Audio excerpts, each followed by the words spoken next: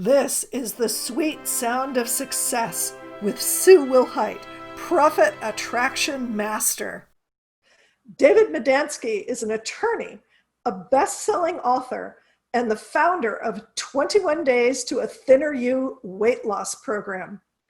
In the July of 2016, David, on the verge of an early death, was told by his doctor to lose weight or find another physician. Medansky then lost 50 pounds. And David, welcome to the show. And I just want to ask, you didn't say in how long did it take you to lose those 50 pounds? I'm just curious. I lost the 50 pounds in 4 months, Sue. And thank you for having me as a guest. Oh, you're welcome. You're welcome. So that's about little over 10 pounds a month. That's correct. That's a good weight loss. That works. I think people would be thrilled if they could lose 10 pounds a month. I tell people exactly. I tell people generally about 1 pound to 2 pounds per week is what they can expect when they improve their eating habits. Right.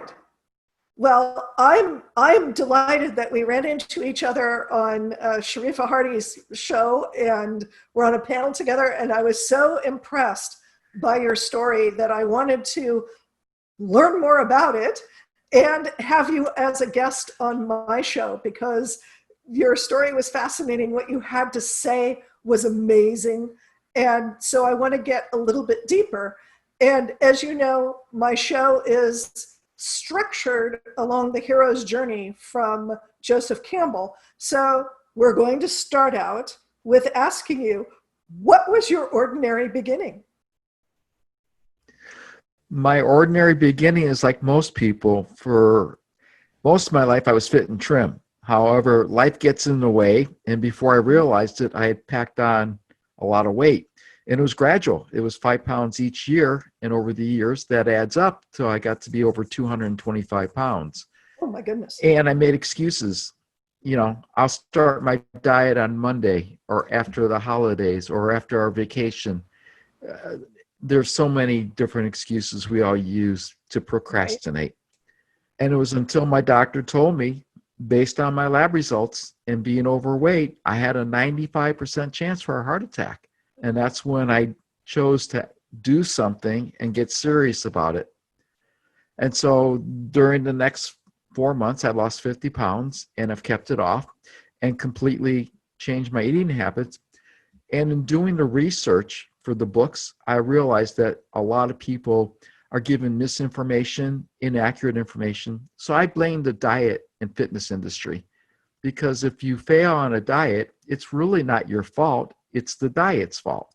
And that's the approach I take. Right. So obviously weight loss and being fit is a challenge for a huge amount of the Western world population. What were some of the challenges that you ran into, and what did you do? Well, the first thing I did is I eliminated all soda and diet soda and started drinking only pure water. Yes. And when I talk to clients, they're saying diet soda is 0 calories. How does that cause weight gain? They don't understand it's the aspartame, which is this artificial sweetener in there, which causes weight gain because, number one, it inhibits your body from absorbing vitamins, minerals, and nutrients. So you put your body in starvation mode. And then also, it increases your craving for sweetness. So even though you may have the diet soda, now you're craving other sweetness, you know, cookies, candy, and ice cream. Right. Also, most people don't realize our food has been processed in such a way to make it addicting. Right. I read a study that Oreo cookies are now more addicting than cocaine. So imagine that, an illegal drug less addicting than an Oreo cookie. Okay, folks, put down the Oreos and just walk away, right? Because that's going to work. Exactly. Well, that's a challenge, because if your brain, if your body is addicted to it, it's very difficult. I mean, we know that addictions are really hard to overcome. And so what do you do with that? Well, you find substitutes, you find a way to reduce and then eliminate. So Mm-hmm. fortunately for me, it wasn't Oreo cookies I was addicted to, it was Pringles potato chips. And when I Oh, learned that they were addicting, I just chose not to start eating them. I'm a chocoholic. I'm like an alcoholic. If I start eating M&Ms or Hershey bars, I won't stop. So I just don't start. And that was since July of 2016 that I haven't had any of that stuff. Now, I'm not a purist by any stretch of the imagination. The other thing is, people don't realize our food servings have been supersized without realizing it. In the oh, 1900s, the average size dinner plate was 9 inches in diameter. Today in the United States, it's 12 inches, and at restaurants, it's 13 to 15 inches. Yet in Europe, it's still 9 inches. So we're wow. eating more without realizing it. So just to give a sort of a sense of scale, I know because years ago when I was doing sewing, one of my sewing teachers was really cool and gave us parts of our body to use as measurement tools rather than rulers. And so I know that my hand is 7 inches from the tip of my finger to the base of my wrist. So you add another couple of inches, and that's the diameter of what plates used to be. Is that what you're saying? Is that it just basically Correct.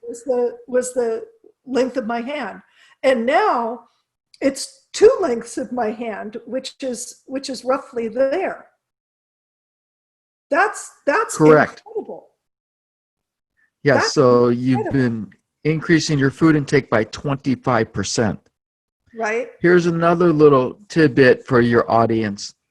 On the nutritional fact labels that most people do not read on food products, Right? it's based on 2,000 calories per day. However, the average person will consume 3,600 calories per day. Right. So Right. imagine that. You're looking at these food products, and what people don't realize is they don't look at the number of servings in a package. No. Sometimes there may be 3, 4, 5 servings in a package, and someone may say that's only 1 or 2 servings and eat more than they should. Right. I was looking at something the other day on the shelf and I thought, oh, it's gluten free because I have a gluten sensitivity. It's got very little sugar in it. Wow, this looks like a really good deal. And I do turn around and look at the labels because I'm a fanatic about ingredients. And I looked at the serving size, and the serving size was like 1 ounce. And I'm going, that is basically the tip of my finger. No, I don't think so. I think I would consume more than that in a single. No, forget this.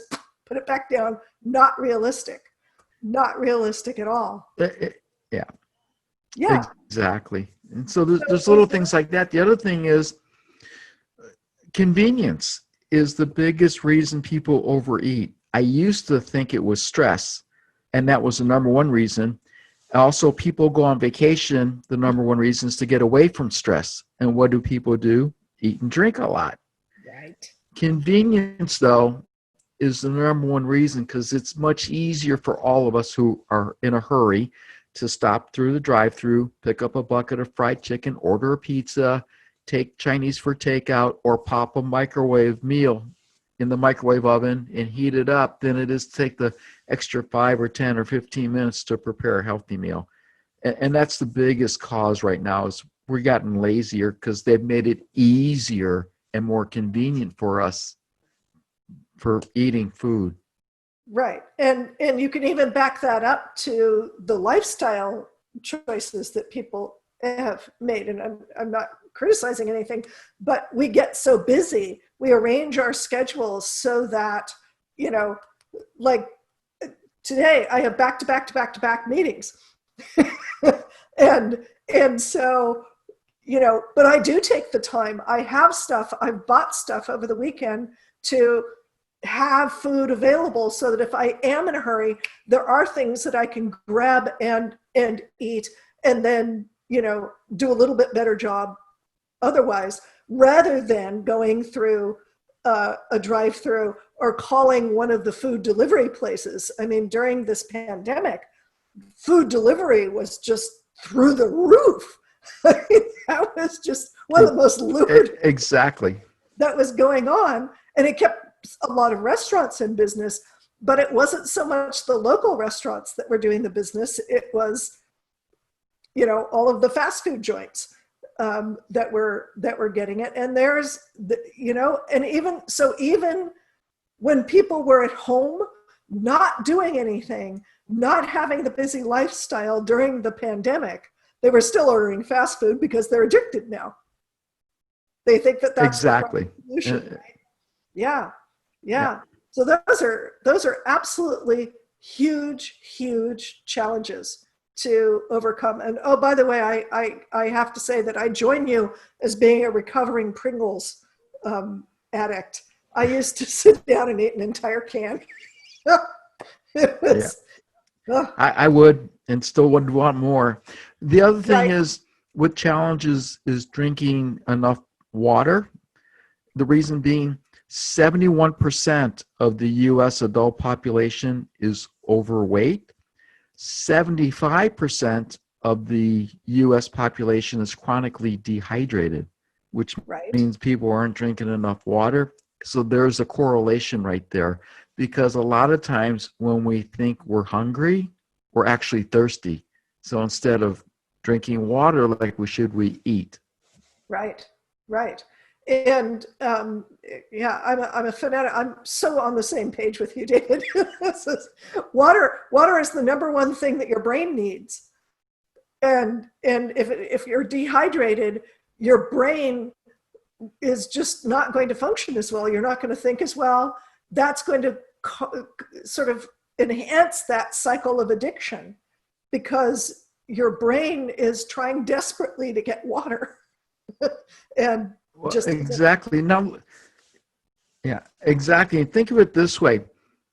Most people can survive 3 to 4 weeks without food. However, the average person can only survive about 3 or 4 days without water. Exactly. Now, I'm sure there's people in the audience thinking, well, I'm only drinking soda or fruit juices or coffee or tea. I'm doing fine without water.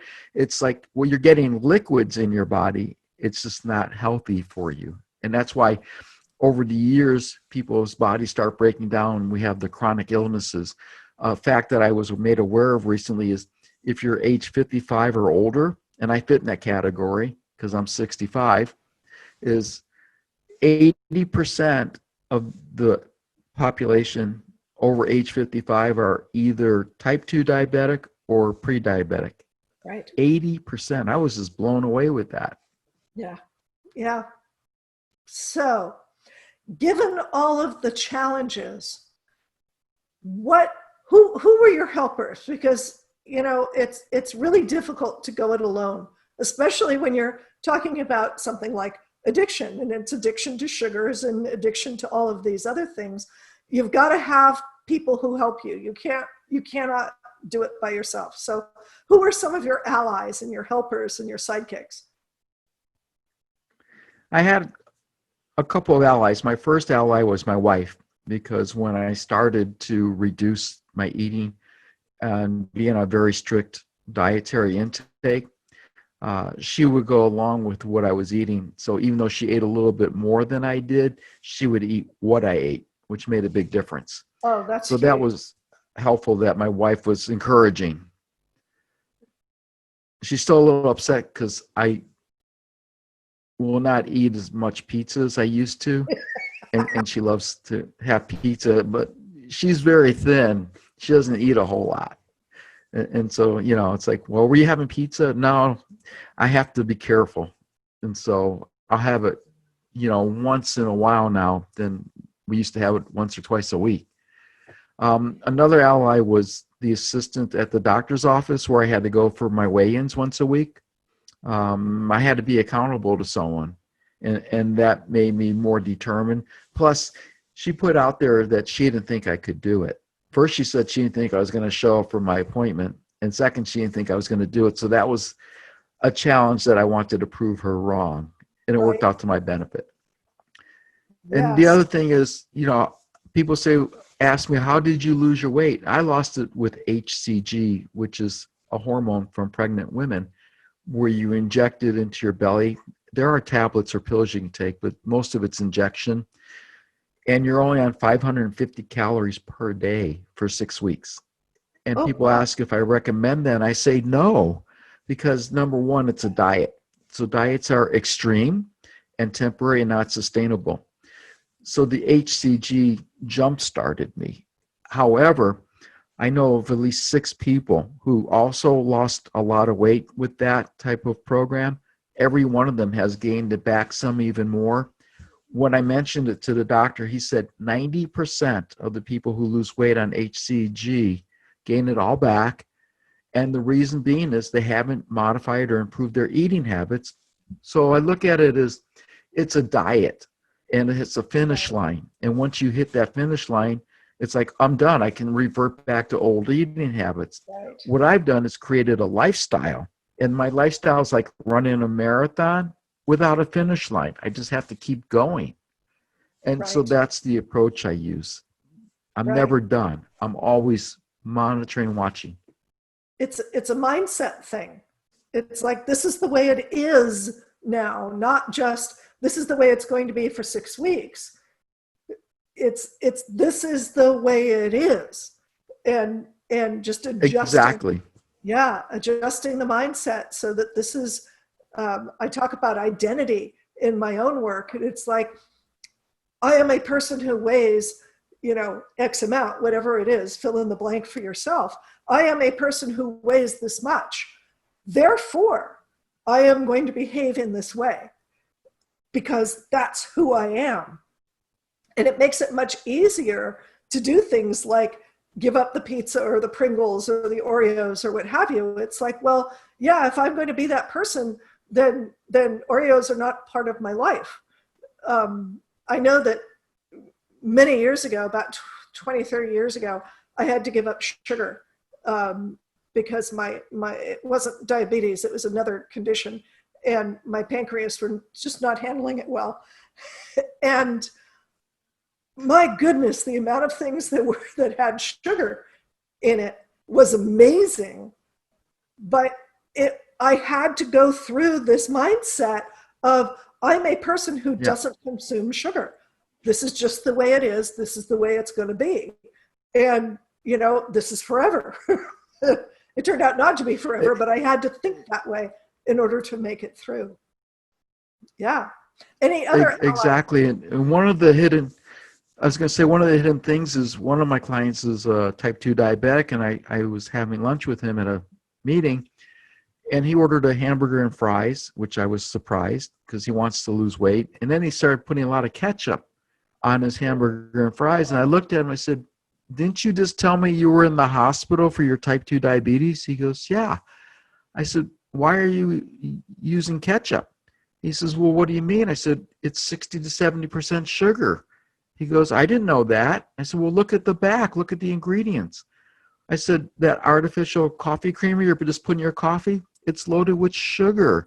I said, that's why you're having issues with your type 2 diabetes, because you're eating food that has sugar that you don't realize. And so people sometimes just aren't aware. The other thing is, I've taken the attitude that I'm looking at food as fuel for my incredible body, because the body's an incredible machine. And I want to give it the right fuel. Like some people take better care of their pets or their automobiles than they do their own bodies. Right. And so that's how, people look at food as socialization, pleasure, comfort, relieving stress. They look at it, everything, however, except for it's the fuel you need for your body. Yes. That's just, let's get it down to basics, right? Yeah. That's it. It's simple. We all know what to do to lose weight. Yeah, we just don't do it. Yes, exactly. So, which kind of brings me to one thing that I wanted to ask you about. So you have, as I read in your intro, you are the founder of 21 Days to fill in the blank. What was it? 21 A Days thinner you. to a thinner To a you. thinner you. Yeah. So talk about that a little bit. It's a program that's been created over the last couple of years, and after doing a lot of research for my 2 books that came out. The last book was If Not Now, When? And in working with clients, we started with a year program because I would ask people, would you like to weigh 20 or 30 pounds lighter by this time next year or even more? And like, well, yeah. It's like, okay, can you lose 2, 3, 4 pounds a month? Well, that's very doable. Sure. Okay, you do that for 12 consecutive months on average. There you go. You're down, 20, 30, 40 pounds within a year. What I then realized is people want it done sooner. So we said, okay, let's do it in 6 months. Then I realized people still wanted it done sooner, so I created a 90-day program. And I was competing with commercials for advertisements for, reduce 20 pounds in 30 days and, get on this diet and order this food and all this. And there's no special products people have to order or exercise they have to do or counting calories. It's just modifying your eating habits gradually. So I came up with 21 scientifically proven concepts and principles and created this blueprint of what people can do to make small, seemingly inconsequential changes to their eating habits that if they do it consistently and give it enough time, they'll see dramatic and noticeable results. The other thing is a lot of women don't like the scale, and I don't blame them. So they don't want to weigh themselves. So it's like, well, how are you going to keep track or measure how I'm doing? And I tell them very simply, your clothes will tell you. And I know this from my own personal experience where I had to get new clothes because my other ones were falling off. The pants, I had to tighten my belt buckle down a notch or two. And so I love it when women will tell me, yeah, I dropped a size or 2 or 3 in dresses or pant size, and they're feeling better. They're having more energy. They want to do more. They're feeling more active. They're able to spend time with the kids and grandkids. And so it compounds the motivation that if you start feeling better, you want to keep it going. And that's how we came up with the 21 days, 3 weeks, less than a month. Just start this. It's a jumpstart type of a program. However, you have to keep going. It's not just, I'll do it for 21 days and I'm done. It's like, no, let's see what we can do. And I was hearing that they did a scientific study in England where they found that it took 66 days to create a new habit. However, I was listening to another person today and they said, when you have a new habit that's good for you, it's permanent. You never stop. So it takes about 66 days to replace a bad habit with a new one. There's so many numbers, 21 days, 30 days. Again, depending on which expert you listen to, who or what do you believe? The main thing is to start somewhere. Yeah, and what method did they use to replace it? So and it depends on the person, depends on their processing. Yeah. Well, cool. So tell me a little bit about after you achieved your weight loss. I mean, even before, you did the HCG, right? HCG. Yeah. And you were on this 550 calorie diet. That's a can of Pringles right there, right?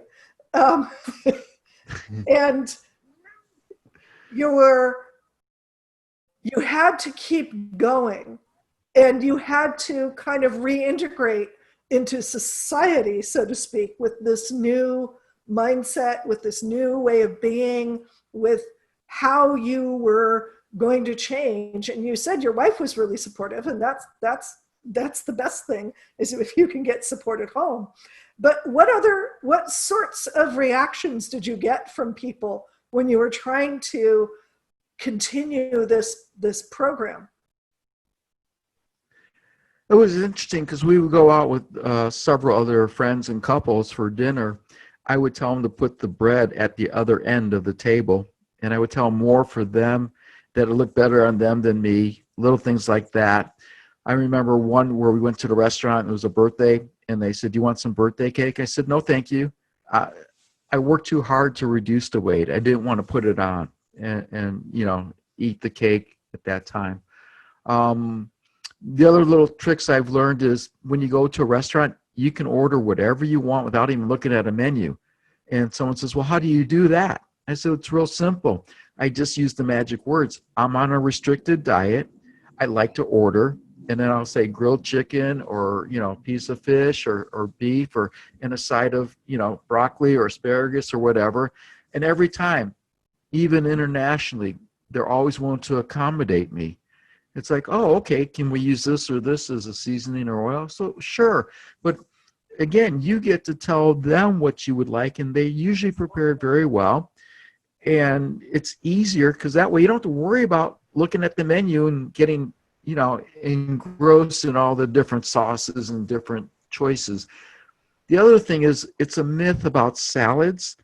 If you look at the calorie count on most salads, it's more than some meals. They can be anywhere from 1,500 to 2,000 calories for just a salad. It's the croutons, the dressings, the cheeses, the nuts, and everything else they put in there that adds up. And that's why I try to tell people, look, you may think you're eating healthy with the salad. You're really not if you're using a lot of dressing. So there's some little tricks you can do.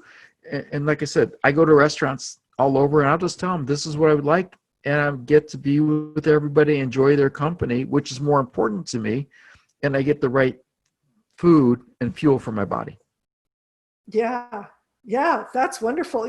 People don't realize a lot of people go to restaurants for the experience of the restaurant, and they kind of allow the restaurant to be in control of them.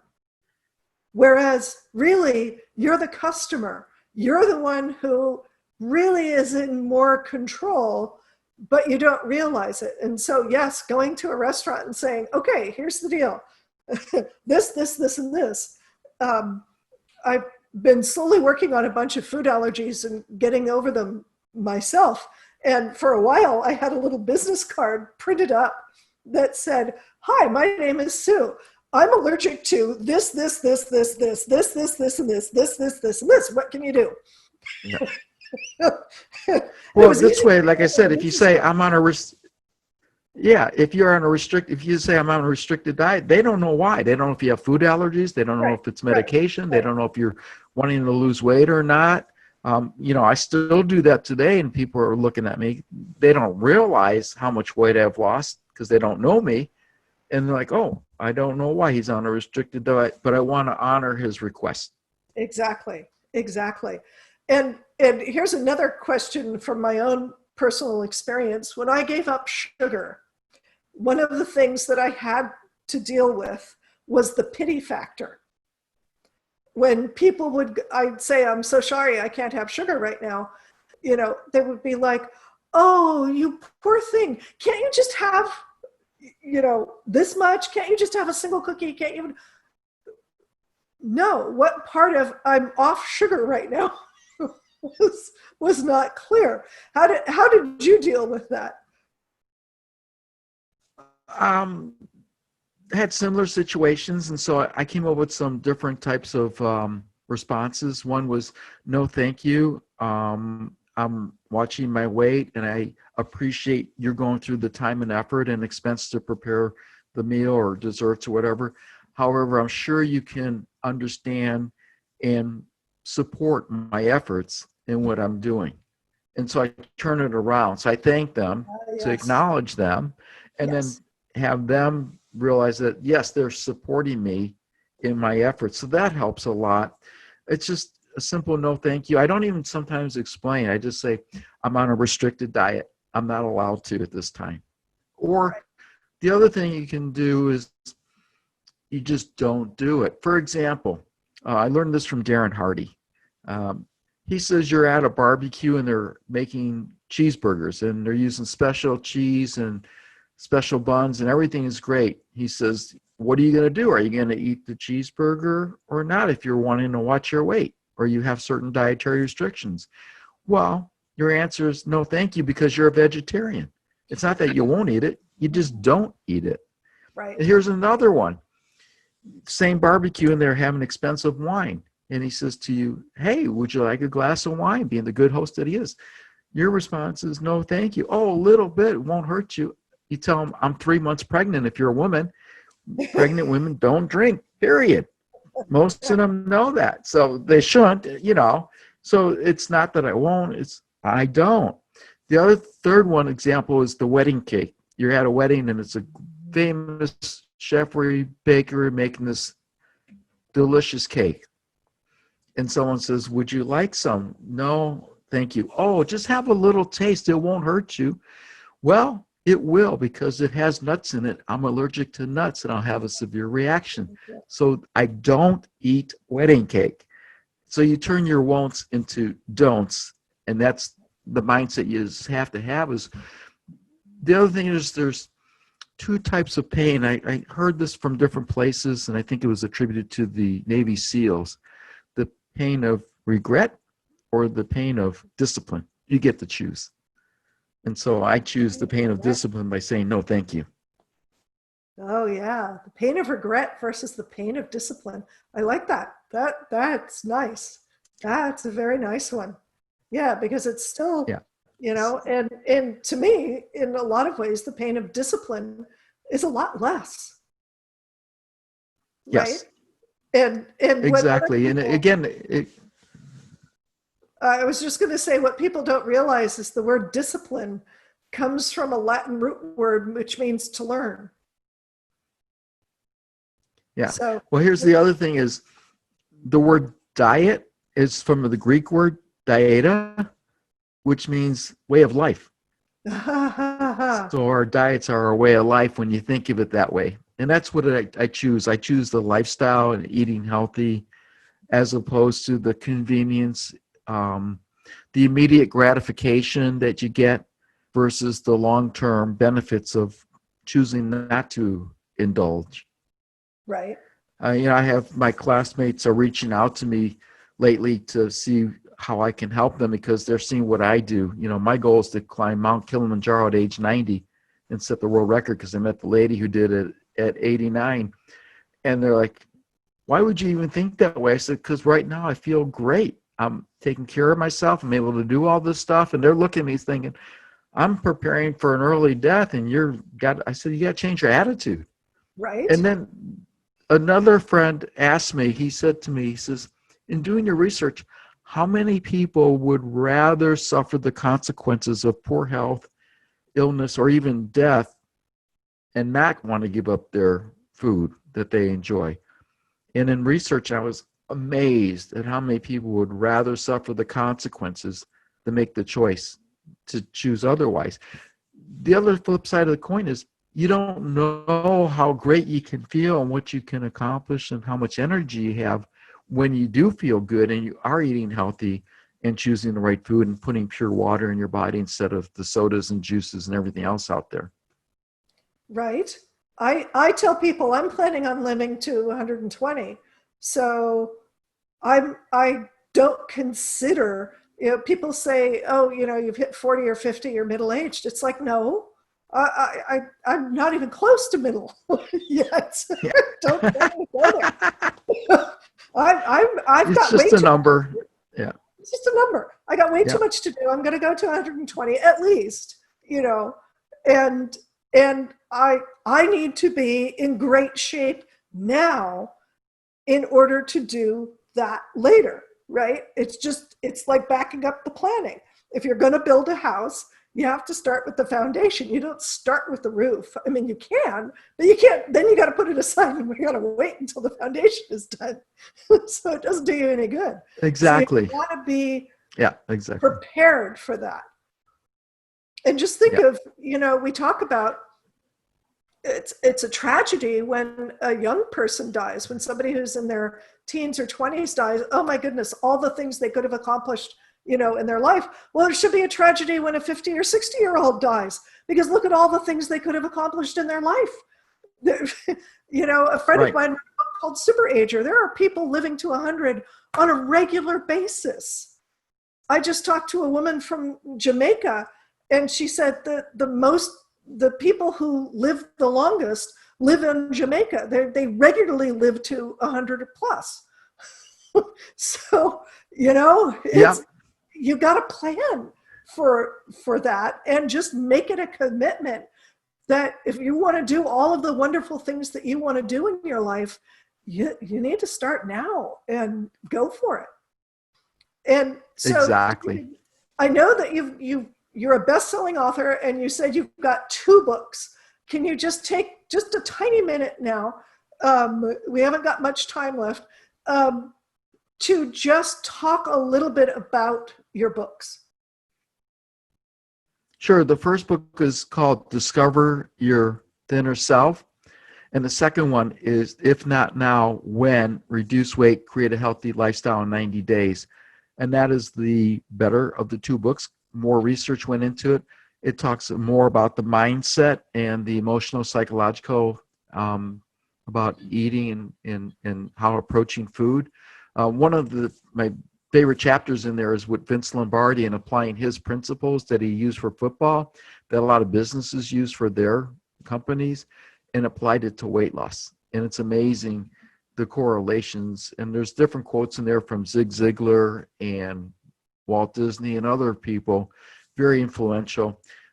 It just goes through, here's what you can do gradually to do it slowly so that's not extreme, so that you don't feel it's only temporary. You just make small changes, and people have read it. And then if they want more, they can do the 21 Days to a Thinner You course, and that's through Create Your Thinner Self on the website. So that's createyourthinnerself.com.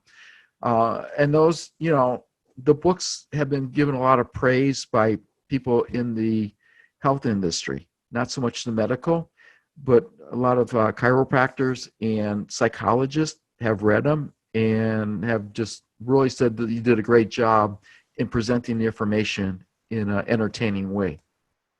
Nice. Well, The other thing I like to say about that is one more thing. It's just not what to do, like a lot of books will tell you this is what you need to do. It's actually how to do it. It gives you different step-by-step examples of what you need to do. Great. And we will have links to that and to David's website, and you can find out more about him and what his amazing program does. I mean, think about it. Everybody wants to lose weight, and David, you have come up with a real livable program for making that sustainable and making us all healthier. So thank you, David. This has been wonderful. I'm so glad that I get to share this with people, because this is so important. Health is so, so important. You can't do anything else in life or business if you don't have your health. So thank you, everyone. I hope you've enjoyed this episode of The Sweet Sound of Success.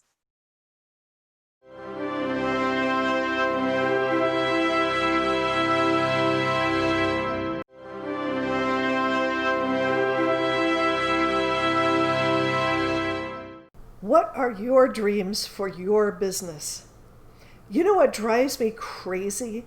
Really smart business owners denying their talents because they've been taught it has to be hard, because they've been taught that they don't deserve their gifts, that they're not worth anything. They've been taught that their gender means they can't express their genius. I'm Sue Wilhite, and I want you to have access to your genius. I want you to go out and rock the world with your genius. So I created the Call to Action Coaching Program. It's all about getting to the heart of you and what you've got to share with the world to make a profitable business that thrives and allows you to make a difference in the world. Click the link to sign up for the Call to Action Coaching Program today. Don't let your genius go unnoticed.